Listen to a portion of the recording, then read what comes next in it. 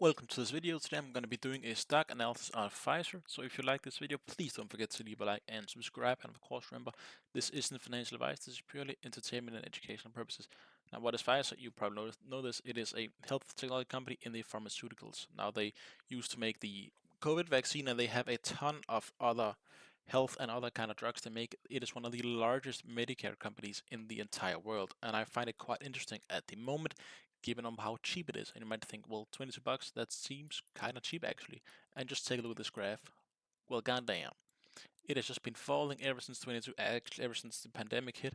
It has been almost just straight down. Of course, we do see some hilltops or valleys, so to speak, here, as you can see, back in 22 when it traded all the way down and then all the way back up. But currently, it has just been a long way down.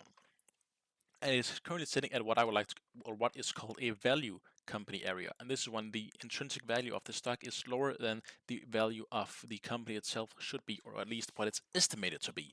So this means that more often than not, if you buy a value stock in the long run, you're gonna make money. Now, I also like Pfizer quite a lot just because they have insane PE ratios. Of course, now it seems higher because of how cheap it is, which also means you can get more stock, so it is actually quite nice. So very interesting company at the moment. And you can just see down here, look at all these green E's and look at these blue D's. Now these blue D's, they are dividends and they pay out great dividends. I'm going to show you now. As you can see here, 7.2%. This means they pay out $0.43 four times a year. That is why you see them so often. And this is quite great because when they pay them out four times a year, this means you can get your dividend snowball rolling even faster.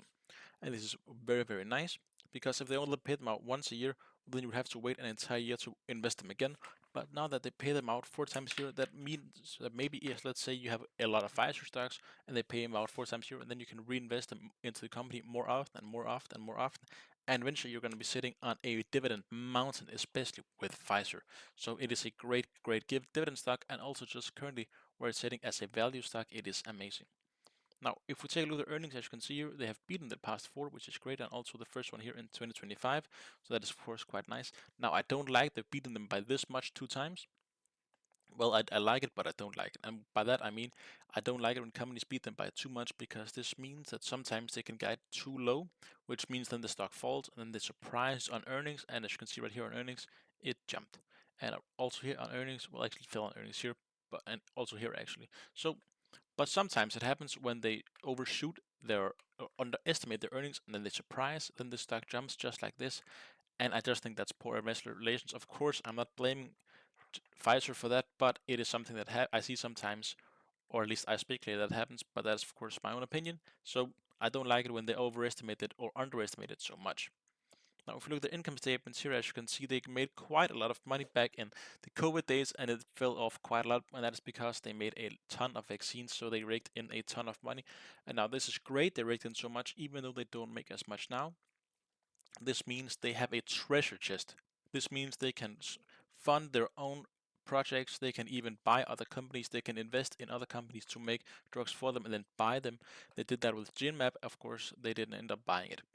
Now, but it is very nice that they have such a huge treasure chest of money because this means they are not in any financial dire straits, even though they have had it quite rough with the stock, but it is quite amazing.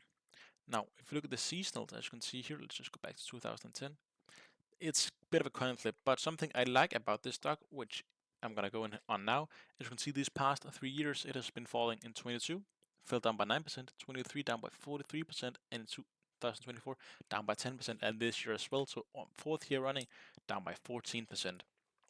Now there's this expression, don't grab a falling knife. That's of course because if you try to grab a falling knife, you might cut yourself. But I do think that there has just been this sentiment within the community that Pfizer is a poor company, and I really don't think so. I think it's still a great company, and you can also just see that here in the earnings, they did improve them in 2024. So if they are going to increase like this, well, then it is a very cheap company at the moment.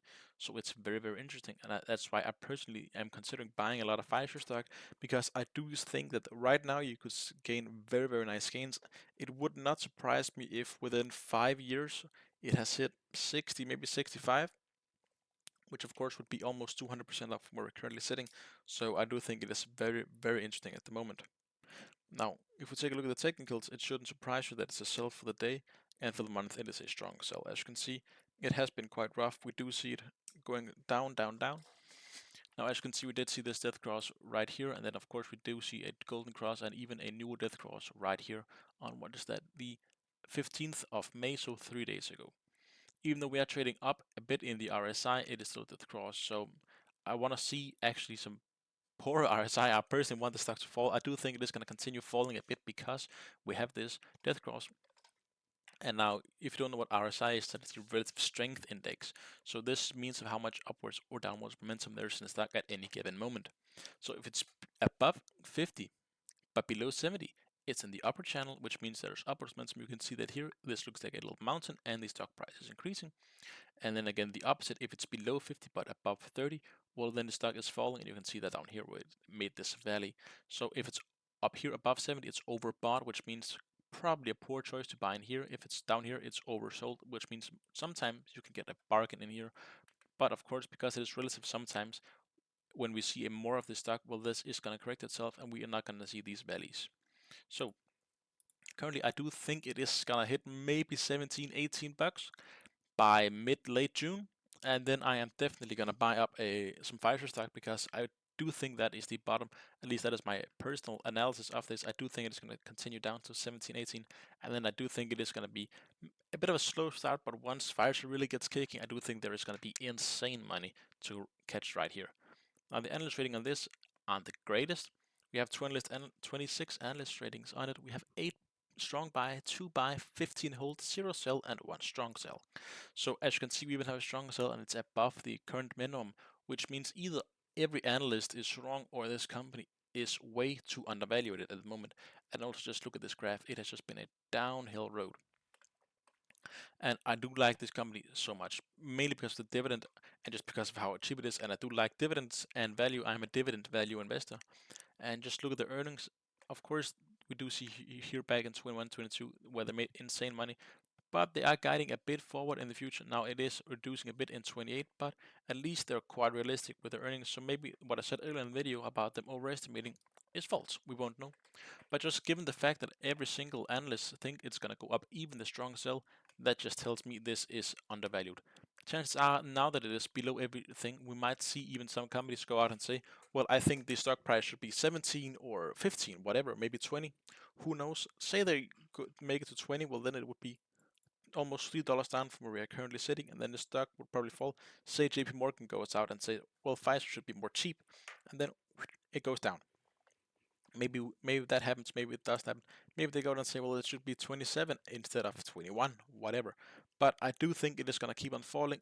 Then late June, if it has risen a bit, well, then I might buy up. Either I need to see it go down a bit and get cheaper, or stabilize either like this, where it's trading a bit upwards, or almost the same, but downwards. It would not bother me at all if it traded downwards as well. So either one of these, I'm going to buy up, simply because I do like, of course, I want to see them go up a bit because I do think it's a company that should increase, and I also want to see them go down if I want to buy some more, and I want to do that. Of course, now you might think, well, why do I want it to go up? Well, if we can stop this poor downward trading and get it a bit better, just a bit better sentiment in the stock, well, chances are it's going to increase more over time. So I might lose in at maybe $2 a piece right now, but overall the momentum while I have the stocks is a lot better. Now that was my video on Pfizer. So if you want me to make videos on any other companies, please leave them in the comment section below.